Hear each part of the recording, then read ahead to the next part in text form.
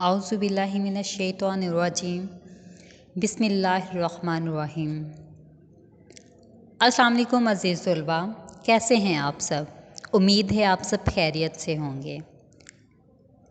अज़ीज़ तलबा, हमने सबक लाहौर की यादगार इमारतें की पढ़ाई और इसके बाद हम इमला कर चुके हैं। सबसे पहले मैंने आपको इसकी पढ़ाई करवाई थी और इसके बाद हमने सबक लाहौर की यादगार इमारतें की इमला की थी और हम इसी सबक के अल्फाज मायने भी कर चुके हैं। तो अज़ीज़ तलबा, हम सबक लाहौर की यादगार इमारतें के सवालात व जवाबात करेंगे।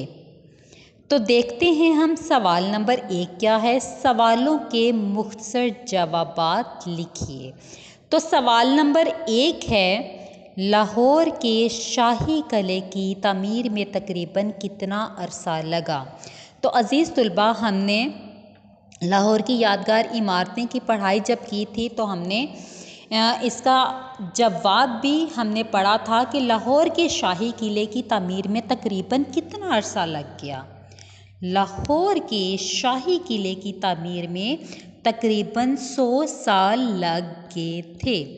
कितने साल लग गए थे? तकरीबन 100 साल लग गए थे। लाहौर के शाही किले की तामीर में तकरीबन कितना अरसा लगा? लाहौर के शाही किले की तामीर में तकरीबन 100 साल लग गए। तो इसी के साथ हम सवाल नंबर 2 देखते हैं। सवाल नंबर 2 है, शाही किले की तामीर किन किन बादशाहों के दौर में हुई? इसका जवाब भी हम इसी सबक लाहौर की यादगार इमारतें में पढ़ चुके हैं। मुग़ल बादशाह अकबर, जहांगीर, शाहजहां और फिर आलमगीर बादशाहों के दौर में शाही किले की तामीर हुई। इसी के साथ हम सवाल नंबर 3 देखते हैं कि सवाल नंबर 3 क्या है। सवाल नंबर 3 है, शाही किले की कौन कौन सी जगहें देखने से ताल्लुक़ रखती हैं? शाही किले की कौन कौन सी जगह देखने से ताल्लुक़ रखती हैं? तो हम इसका जवाब भी सबक लाहौर की यादगार इमारतें में पढ़ चुके हैं। तो हम देखते हैं कि इसका जो जवाब है क्या है।